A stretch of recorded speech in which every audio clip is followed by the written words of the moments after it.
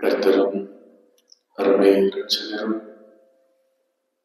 அருள்நாதருமாகிய கிறிஸ்து பெருமானிடமிருந்து கிருபையும் சமாதானமும் நல் பேராசீர்வாதம் நம் அனைவருக்கும், குறிப்பாக இந்த அற்புதமான ஓய்வு நாளிலே ஆண்டவருடைய திருவீட்டிலே வீற்றிருக்கிற நம் ஒருவருக்கும் மிகுதியாக உண்டாவதாக.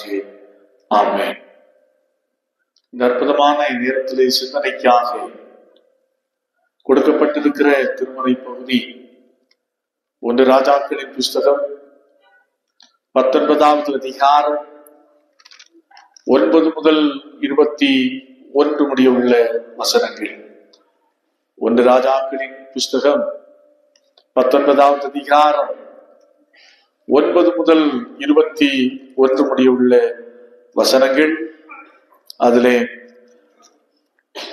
நீண்ட பேசேஜாக இருக்கின்ற காரணத்தினால் நான் ஒரே ஒரு வசனத்தை மாத்திரம் உங்களுக்கு முன்பாக நான் வைக்க ஆசிக்கின்றேன். 9வது வசனம். அங்கே அவன் ஒரு கெபிக்குள் போய் தங்கினான். இதோ கர்த்தருடைய வார்த்தை அவனுக்கு உண்டாகி, அவர் எலியாவே, இங்கே உனக்கு என்ன காரியம் என்றார். எலியாவே, இங்கே உனக்கு என்ன காரியம் என்றார். கண்களை மூடுவோம், ஆண்டவரை நோக்கி பார்த்து செபிப்போம். வெறுமையான பாத்திரம் வெறுத்து தள்ளாமலே நிரம்பி வழியும் பாத்திரமாய் விளங்க செய்வே. வேதத்தில் காணும் பாத்திரமெல்லாம் இயேசுவை போற்றிடுதே. என்னையும் அவ்வித பாத்திரமாய் வளைந்து கொள்ளுமே. குயவனே குயவனே படைப்பின் காரணமே, களிமண்ணான என்னையுமே கண்ணோக்கி பார்த்திடுமே.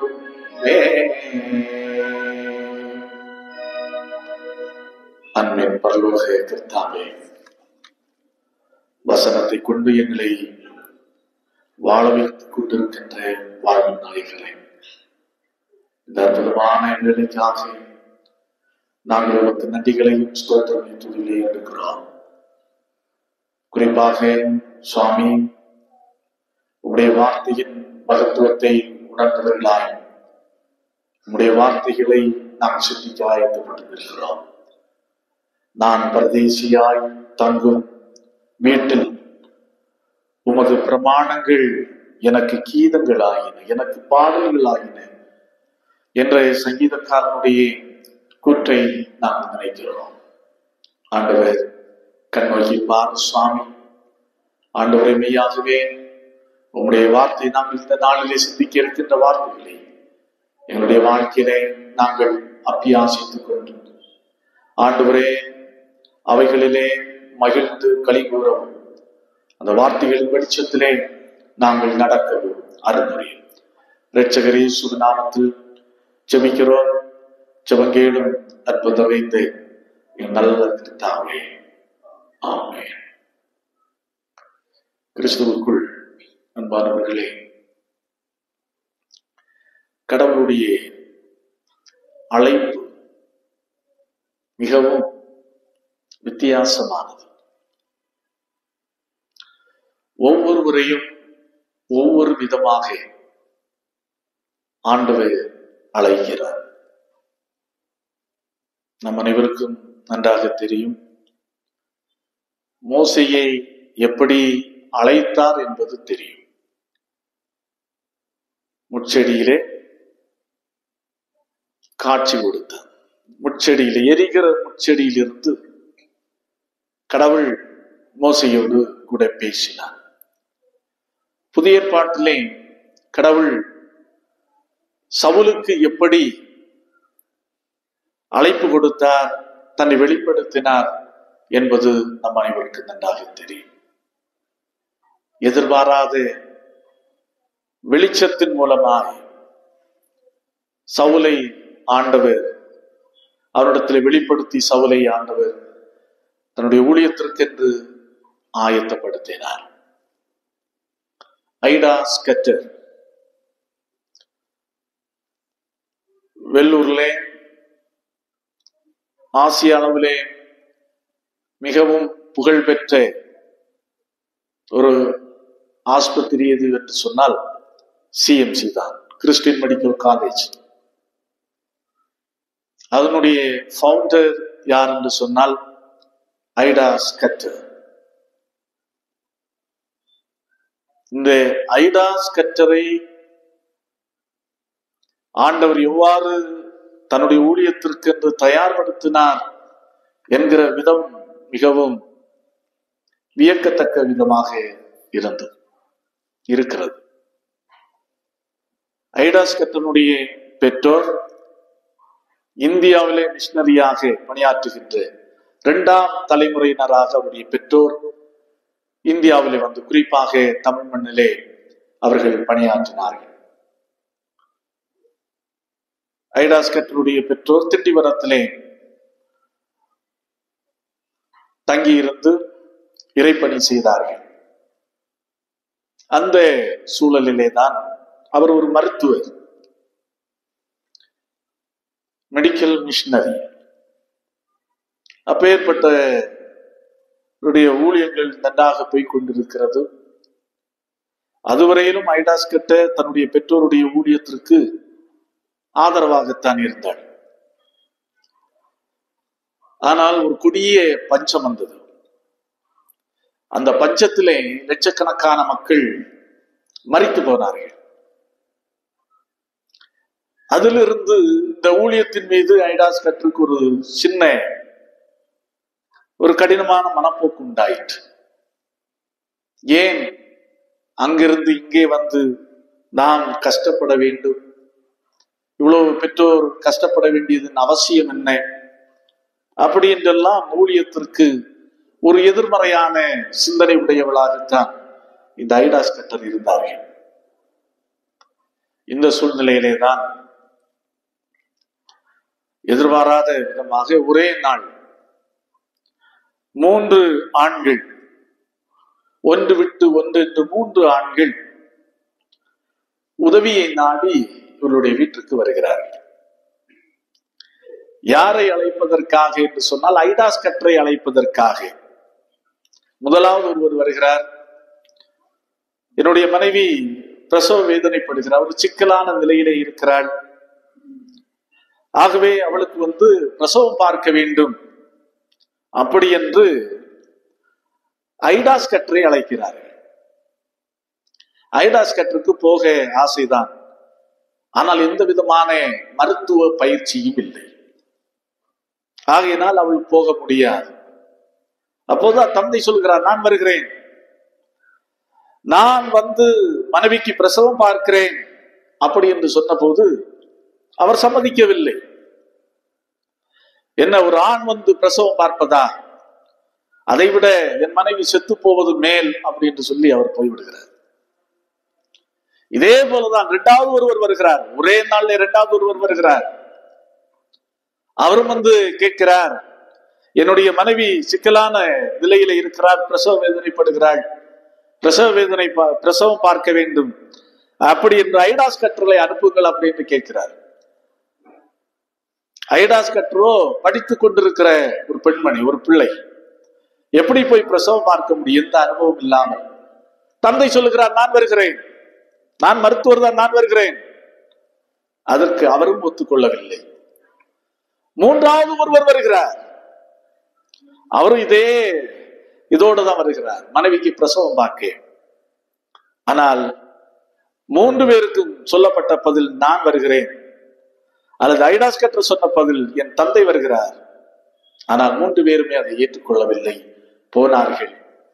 அதிலே 3 பெண்களும் மரித்து போனார்கள். 3 பெண்களுடைய வயிற்றில் இருந்த குழந்தைகளும் மரித்து போயிற்று.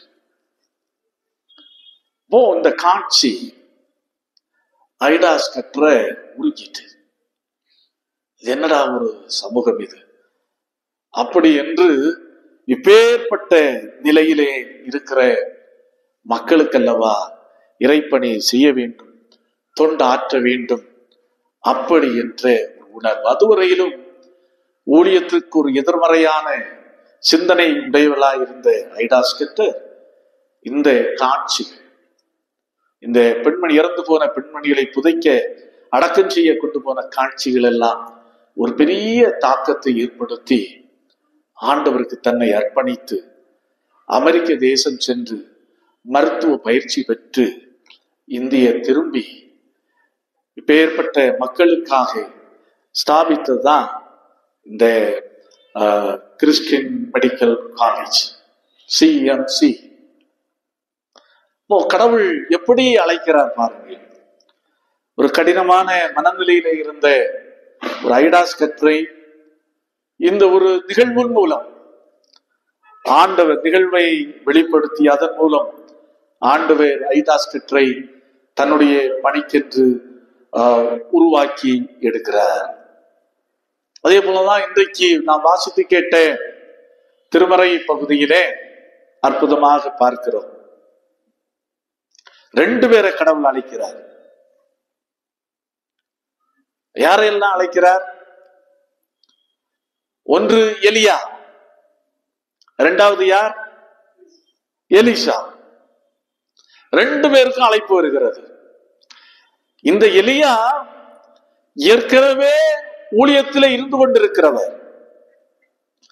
இந்த 18வது அதிகாரத்திலே பார்க்கின்ற போது கர்மேல் பர்வதத்திலே கடவுளுக்காக வைராக்கியமாய் நின்ற மனிதர் யார் என்று சொன்னால் இந்த எலியாவை அழைக்கிறார். அதைத் தொடர்ந்து எலிஷாவை தன்னுடைய ஊழியத்திற்காக ஆயத்தம் பண்ணும்படி அழைக்கிறார். எலியா போய் எலிஷாவை ஊழியத்திற்கென்று அழைக்கின்ற நிகழ்வை நாம் இங்கே பார்க்கிறோம். முதலாவது அழைப்பு யாருக்கு வருகிறது என்று சொன்னால் இந்த அதிகாரத்திலே எலியாவுக்கு வருகிறது.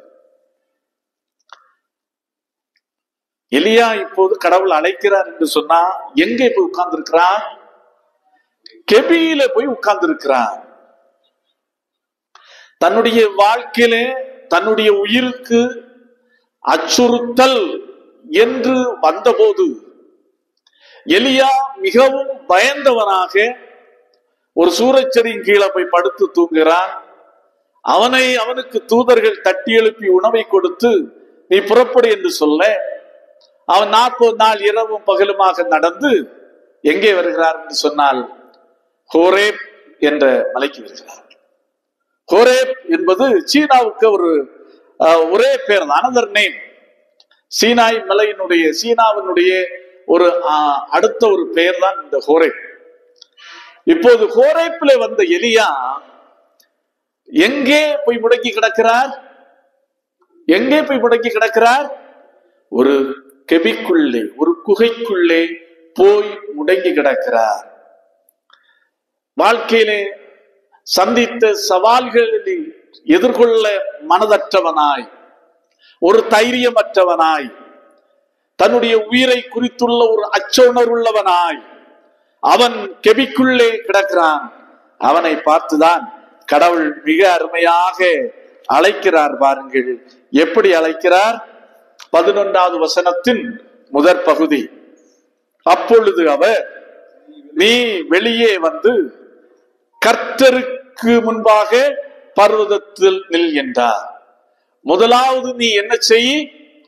வெளியே வா.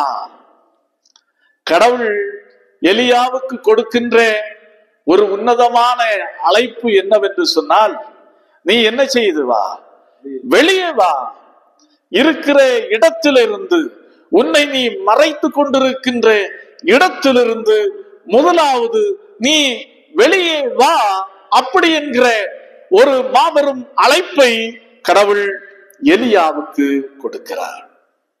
இங்கே கடவுள் பாருங்க, நேரடியாக எலியாவோடு இடைப்படுகிறதை நாம் பார்க்கிறோம். முதலாவது என்ன வருகிறது பாருங்கள், பெரும் காற்று வருகிறது. அதான் அந்த வசனங்களை வாசித்து பார்க்கின்ற போது தெளிவாய் கண்டுகொள்ள முடியும். வெளியே வா அப்படி என்று சொல்லிவிட்டு பாருங்கள், கர்த்தருக்கு பர்வதங்களை பிளக்கிறதும் கண்மலைகளை உடைக்கிறதுமான பலத்த பெருங்காற்று உண்டாயிற்று. பெருங்காற்று உண்டாயிற்று. அடுத்தது என்ன வருகிறது? அடுத்த வசனத்திலே பார்க்கும்போது பூமி அதிர்ச்சி வருகின்றது. மூன்றாவது என்ன வருகிறது? அக்கினி வருகிறது. இந்த மூன்றிலேயும் கடவுள் இல்லை. எப்படி கடவுள் வெளிப்படுத்துகிறார்? அக்கினிக்கு பின் அமர்ந்த மெல்லிய சத்தம், அமர்ந்த மெல்லிய சத்தம் அவனுக்கு உண்டாயிற்று. பேரோசையுள்ள காற்றில கடவுள் இல்லை, பூமி அதிர்ச்சியில கடவுள் இல்லை, அக்கினியிலே கடவுள் இல்லை. ஏனென்று சொன்னால் 18வது அதிகாரத்திலே அக்கினியினாலே தான் கடவுள் கர்மேல் பர்வதத்திலே உத்தரவு கொடுத்தார்.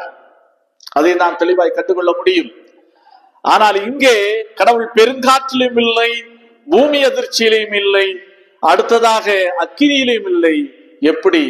அமைதலான மெல்லிய குரலிலே, சத்தத்தின் மூலமாய் கடவுள் எலியாவோடு இடைபடுகின்றார், எலியாவை அழைக்கின்றார், எலியாவோடு பேசுகின்றார். அப்போ இன்றைக்கு நம்ம அநேக கூட்டம் இருக்கிறார்கள். எங்க உயர்ந்த சத்தம் இருக்கிறதோ, எங்க பெரிய ஆர்ப்பரிப்புக்கு இருக்கிறதோ, அங்கேதான் யார் இருக்கிறா? கடவுள் இருக்கிறார்.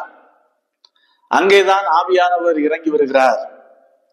அப்படி என்கிற ஒரு மனப்போங்கு இன்றைக்கு மக்களிடத்தில் அதிகமாக இருக்கிறது. ஆகையினாலேதான் அதிகமாக மக்கள் பெரிய அளவுல ட்ரம் செட்டை வைத்து பாட்டு பாடுகிற இடங்களுக்கெல்லாம் மக்கள் ஓடிக்கொண்டிருக்கிறார்கள். அங்கே போடுகிற கூச்சல் குழப்பங்களுக்கு இடையே கடவுள் இறங்கி வருவதாக அப்படியே அவர்கள் நினைக்கிற ஒரு நிலைமையை நாம் இங்கே பார்க்கிறோம்.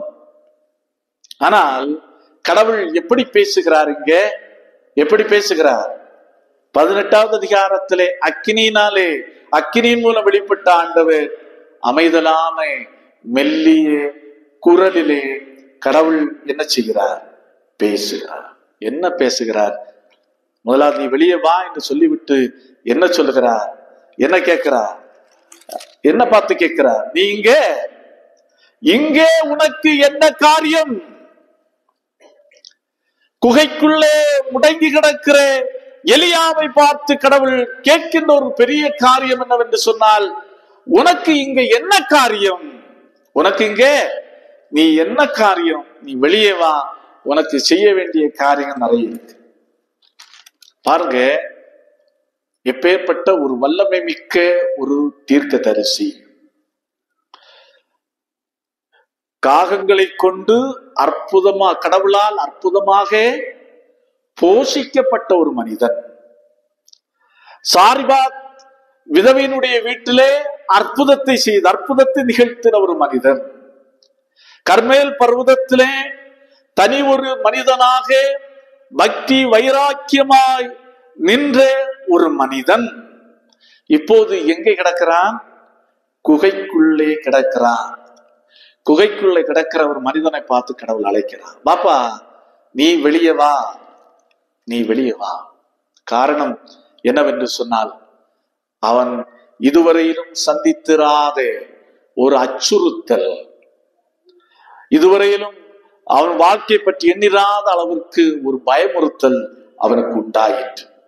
ஆகையினால் வாழ்க்கையில விரக்தி அடைந்தவனாய் அவன் குகைக்குள்ளே போய் கிடக்கிறான். இன்றைக்கு ஒரு எலியாவே அப்படி என்று சொன்னால் நாம் எந்த அளவிலும் எலியாவை விட சிறந்தவர்கள் அல்ல. நாம் நம்முடைய வாழ்க்கையிலே நம்முடைய காரியங்கள் எதிர்மறையாய் நடக்கின்ற போது, நினைத்ததற்கு மாறாக நிகழ்கின்ற போது, நம்முடைய வாழ்க்கை பயணம் நினைத்ததுக்கு மாறான திசையிலே பயணிக்கின்ற போது நாம் வாழ்க்கையில் என்ன செய்து விடுகிறோம்? முடங்கி கிடக்கிறோம், முடங்கி விடுகிறோம்.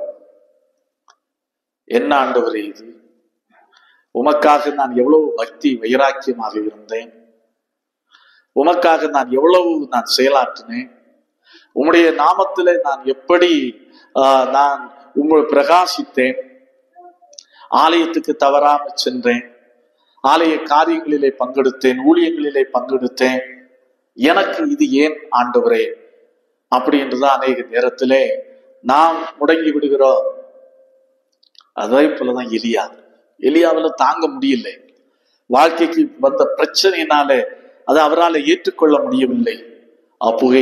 குகைக்குள்ளே பதுங்கிக் கொள்கிறார்.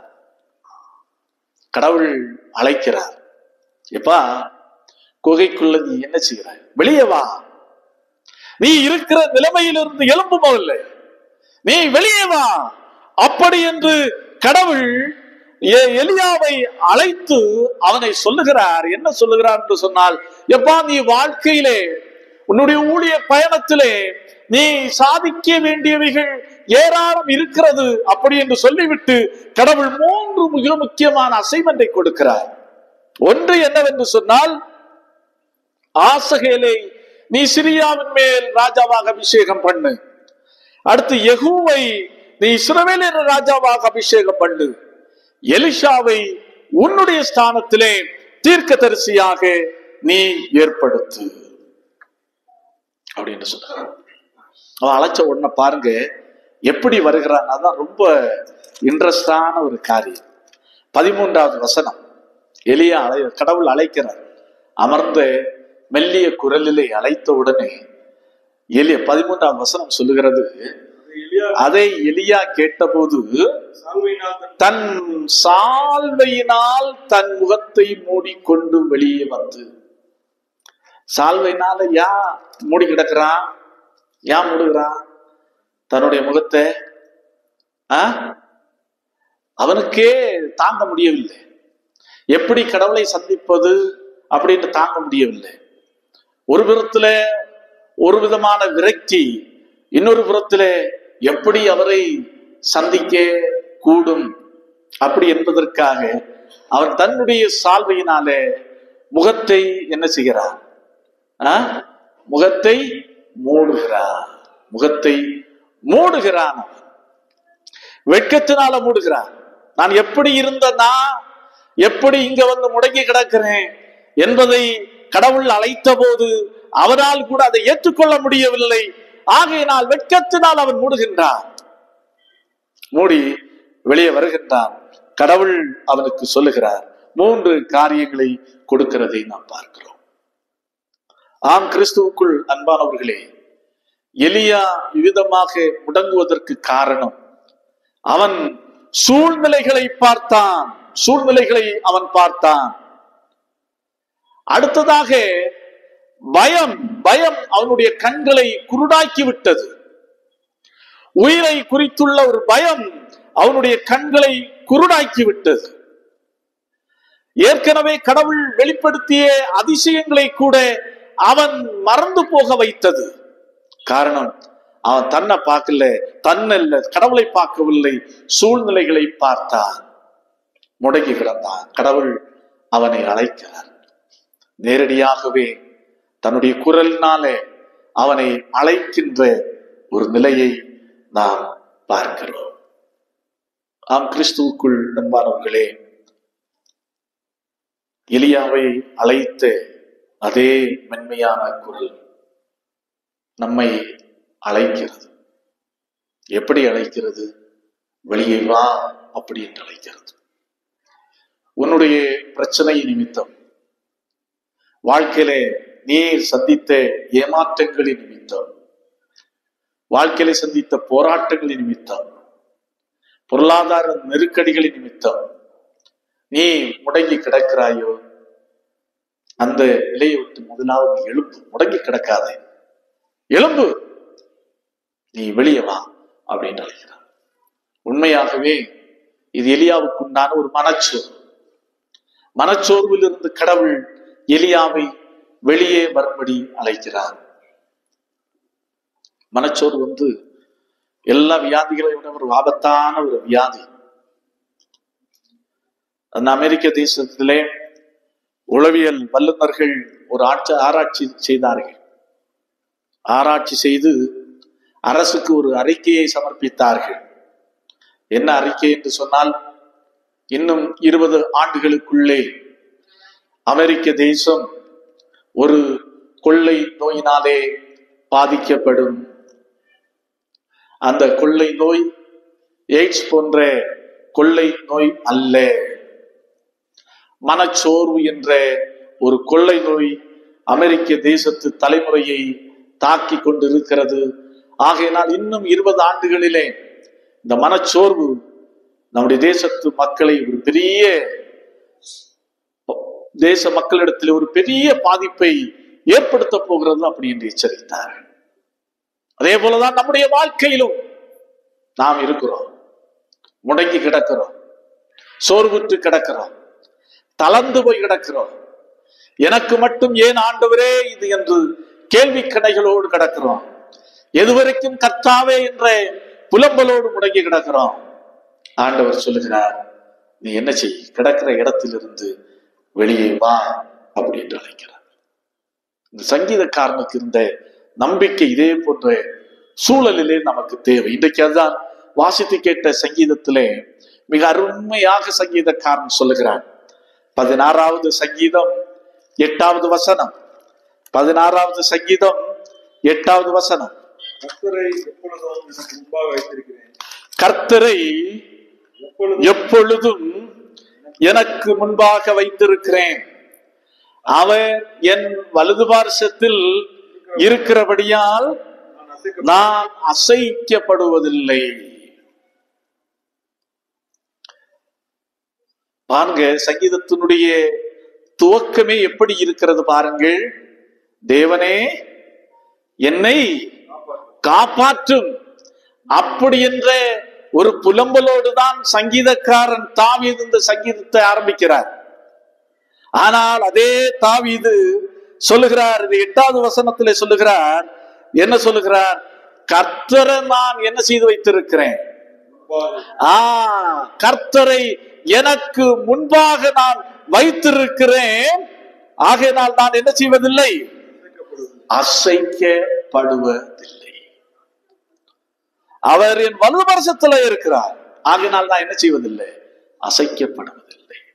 என்ன நம்பிக்கை பாருங்கள். தொடக்கத்திலே கடவுளே என்னை காப்பாற்றும் என்று கதறுகின்ற இந்த தாவீது, அரசர் தாவீது சொல்லுகிறார், ஆணித்தரமாய் சொல்லுகிறார், என்னை அசைக்கவே முடியாது. ஏன் அசைக்க முடியாது என்று சொன்னால், கர்த்தரை எனக்கு முன்பாக வைத்து நான் வாழ்ந்து கொண்டிருக்கிறேன். அப்போ இந்த உறுதிப்பாடு, இந்த நம்பிக்கையும் இருக்கும் என்று சொன்னால், வாழ்க்கையின் எல்லா சூழல்களையும் நாம் சந்திக்க முடியும். எல்லா சவால்களையும் நாம் சந்திக்க முடியும். நாம் முடங்கி கிடக்க வேண்டிய அவசியமே இல்லை. ஆகவே கடவுள் இந்த நாளிலே நம்மை அழைக்கிறார். எப்படி அழைக்கிறார்? நீ எழுந்து வா. நீ வாழ்க்கையின் பிரச்சனையினாலே முடங்கி கிடக்கிறாயோ, தோல்வியினாலே முடங்கி கிடக்கிறாயோ, ஏமாற்றத்தினாலே முடங்கி கிடக்கிறாயோ, கஷ்டத்தினாலே முடங்கி கிடக்கிறாயோ, வாழ்க்கையில ஏற்பட்ட இழப்பினாலே நீ முடங்கி கிடக்கிறாயோ, முதலாவது என்ன செய்? நீ எழும்பு, வெளியே வா. இந்த நிலையை விட்டு நீ முதலாவது வெளியே வா. அதான் பாருங்கள், கடவுள் எலியாவுக்கு வைத்த காரியம் அதுதான். எப்பா, இதுவரையிலும் நீ ஒரு தீர்க்கதரிசிகளாக இருந்து செயலாக்கினாய், இப்போ உன்னை நான் கிங் மேக்கர் ஆக போறேன் அப்படி என்றுதான் கடவுள் எலியாவை அழைக்கின்றார். அதே எலியா பாருங்கள், கடைசியாக செய்கிறதை பாருங்கள். அவர் எலிசாவை தன்னுடைய ஸ்தானத்திலே தீர்க்கதரிசியாக எழுப்புகின்றார், நியமிக்கின்றார். ஆனால் அதே நேரத்தில் மற்ற 2 காரியங்களையும் எலியா செய்ய தவறிவிட்டார். ஒன்ன நான் கிங் மேக்கர் ஆக்குவேன் அப்படின்னுதான் அழைத்தார்.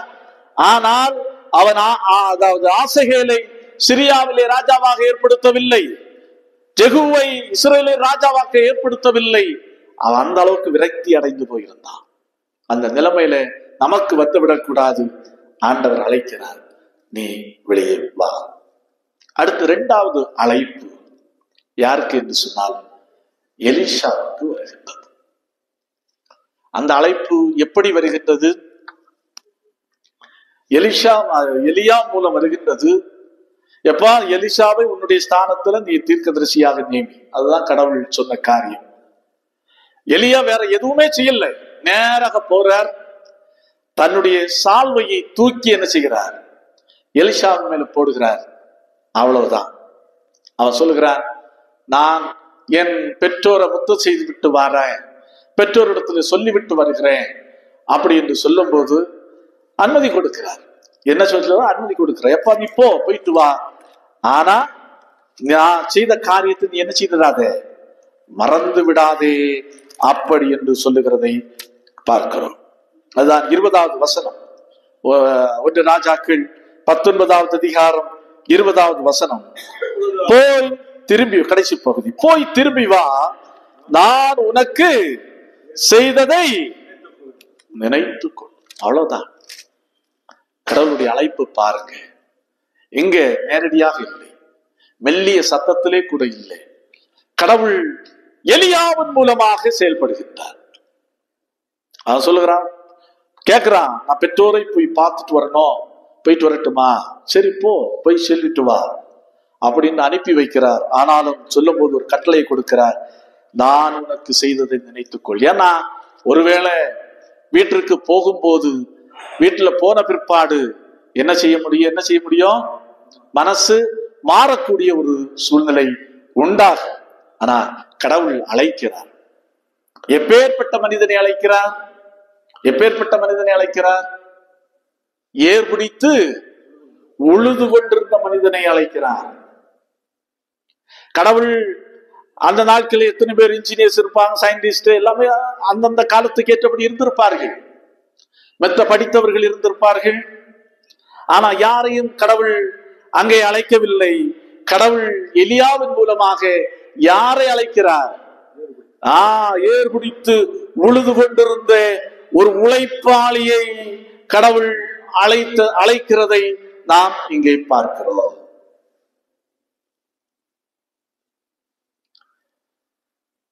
இன்றைக்கு அநேகர் ஊழியத்துக்கு வாங்க அப்படின்னு சொன்னாலே அநேகர் சொல்லுகிற காரியம், யார் பேசட்டும், கடவுள் என்னோடு பேசட்டும், அதற்கு பிறகு வருக, அதற்கு பிறகு எப்படியாவது நான் வந்துடுறேன் அப்படின்னு சொல்லுவாங்க. சென்ட் பிரான்சிஸ் சேவியர் கத்தோலிக்க திருச்சபையிலே ஒரு புனிதராக போற்றப்படுகின்றவர், ஒரு மாபெரும் மிஷனரி யார் என்று சொன்னால் பிரான்சிஸ் சேவியர். ஆசியா நாடுகளிலே, அநேக நாடுகளிலே கிறிஸ்தவத்தை கொண்டு சென்றதிலே மிக முக்கியமான பங்கு யாருக்கு உண்டு என்று சொன்னால் இந்த பிரான்சிஸ் சேவியருக்கு உண்டு. ஆசிய நாடுகளிலே கத்தோலிக்க திருச்சபையிலே ஒரு கிரேட்டஸ்ட் மிஷனரி அப்படி என்று சொல்லி அவரை புகழ்ந்து கொண்டிருக்கிறார்கள். அவருடைய சரீரத்தை இன்னைக்கும் கோவாவில வைத்திருக்கிறார்கள், நாம் பார்க்க முடியும். அவருடைய சரீரம் அப்படியே இன்றைக்கும் மக்கள் பார்வைக்காக வைக்கப்பட்டிருக்கிறது. ஆனா அந்த பிரான்சிஸ் சேவியர் மிகவும் செல்வாக்கும் செல்வமும் நிறைந்த குடும்பத்தை சார்ந்தவர். அந்த பிரான்சிஸ் சேவியரை கடவுள் எப்படி அழைத்தார்? எலியாவுக்கு மெல்லிய சத்தத்தின் மூலம் உண்டானது. எலிசாவுக்கு எலியா மூலம் சால்வை வந்துச்சு. ஆனா இந்த பிரான்சிஸ் சேவியருக்கு வேற எந்த தரிசனமும் கிடைக்கவில்லை. ஆனா ஒன்றே ஒன்று, தன்னுடைய படிப்புக்காக பாரிஸ் சென்றிருந்த பிரான்சிஸ் சேவியர் தன்னுடைய அறையிலே தங்கி இருந்த இக்னேசியஸ் லயோலா மூலமாகத்தான் அவருக்கு இந்த அழைப்பு கிடைத்தது. வேற ஒண்ணு இல்லை. இக்னேஸ் லயோலா உன்னுடைய ரூம்ல தங்கி இருந்த நாட்களிலே இக்னேஸ் லயோலா ஒன்று சொல்லுவாரா, எப்பவுமே சொல்லிக் கொண்டிருப்பார், மனிதன் உலகம் முழுவதையும் ஆதாயப்படுத்தி கொண்டாலும் தன் ஜீவனை நஷ்டப்படுத்தினால் அவனுக்கு லாபம் என்ன?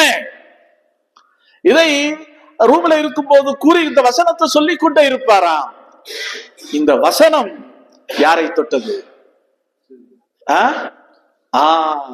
பிரான்சிஸ் சேவியரை தொட்டது. தன்னை முழுமையாக ஊழியத்திற்கு ஒப்பு கொடுத்தார்.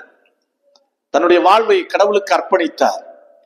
பாருங்க, அப்போதுதான் நண்பர் சொல்லுகிறார், எப்பா ஊழியத்திற்காக போர்ச்சுகல் மன்னன் ஆசியா கிழக்காசியா நாடுகளுக்கு ஊழியத்துக்காக பிரான்சிஸ் சேவியரை தேர்வு செய்து அனுப்புகிறார்.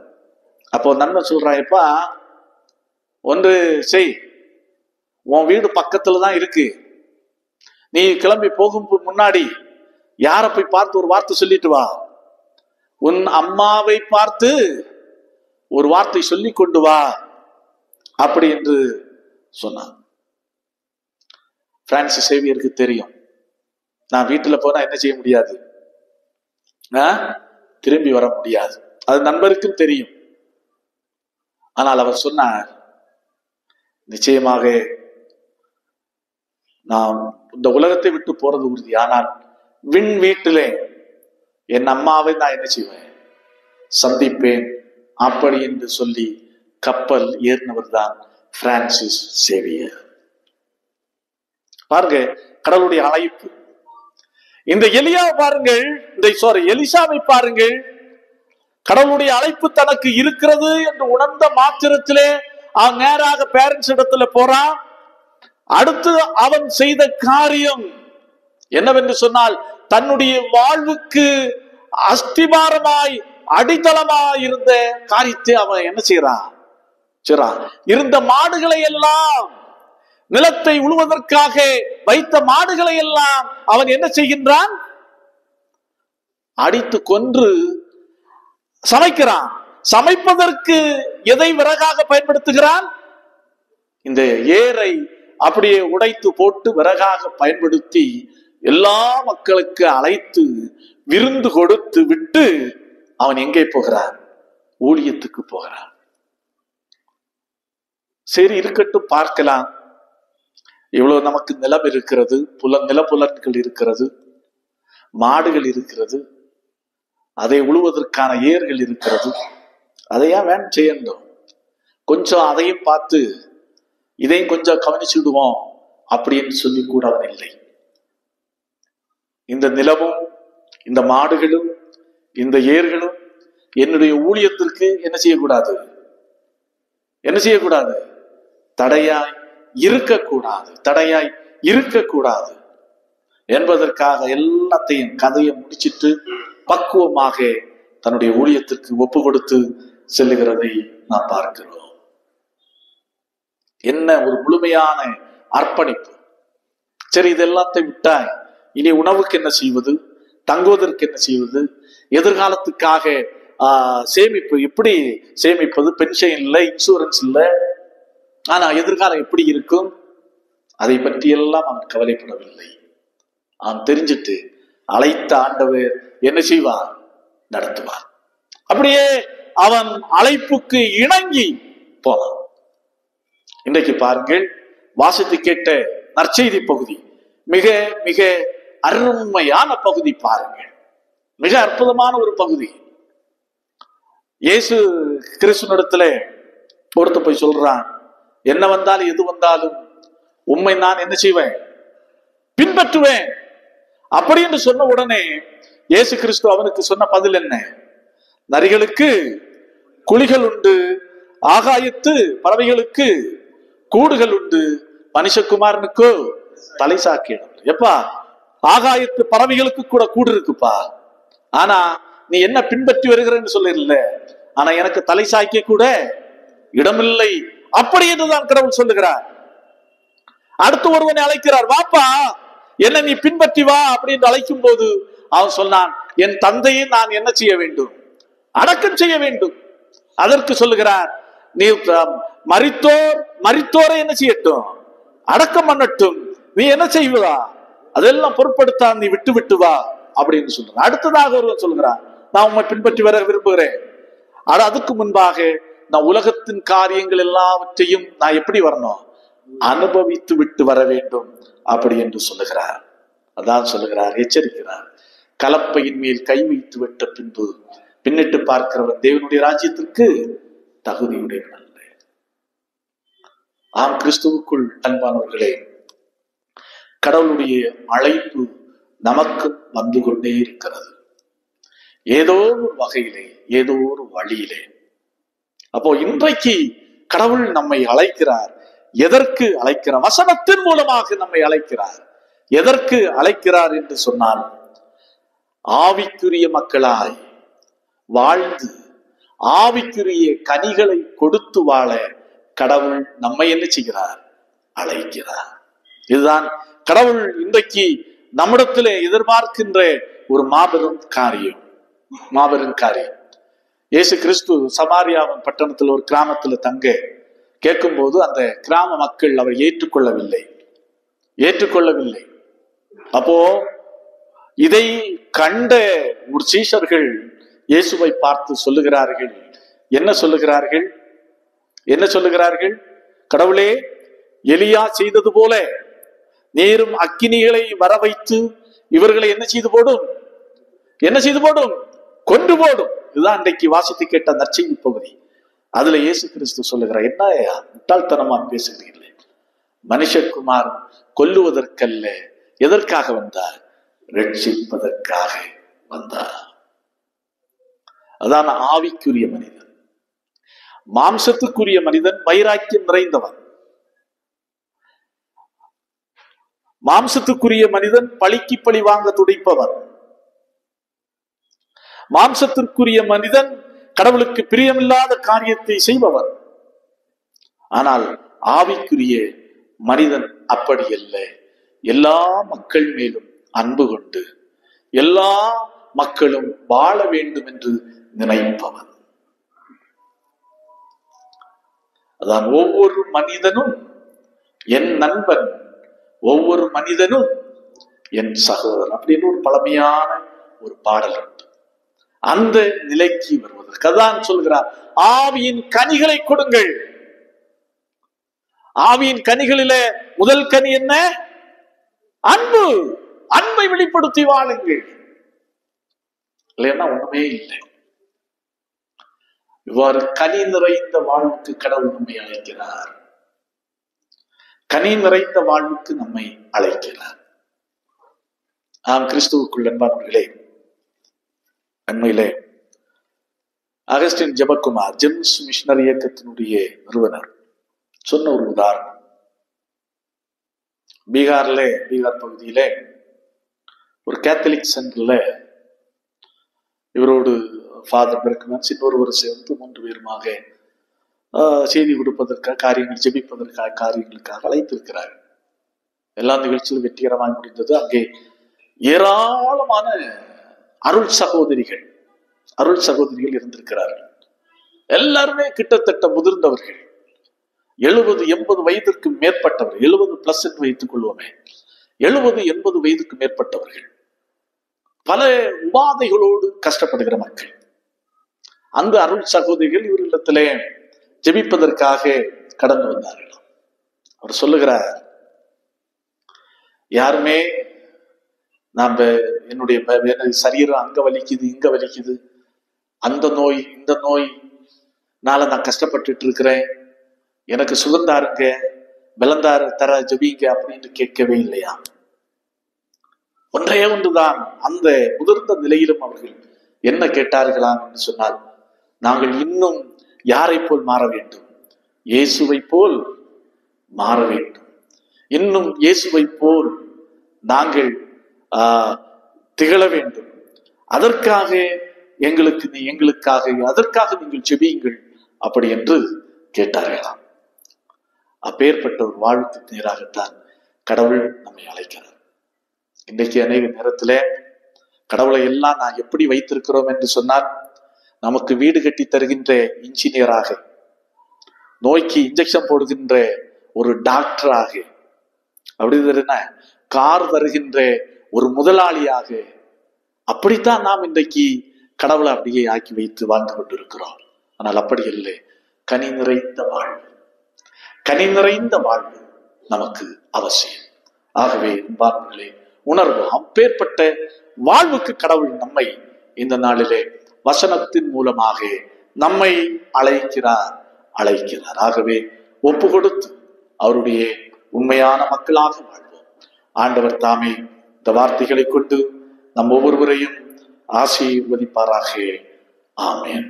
எல்லா புத்திக்கும் மேலான தெய்வ சமாதானம் உங்கள் இருதயங்களையும் சிந்தனைகளையும் கிறிஸ்து இயேசு நாமத்தால் காத்துக் கொள்வதாக.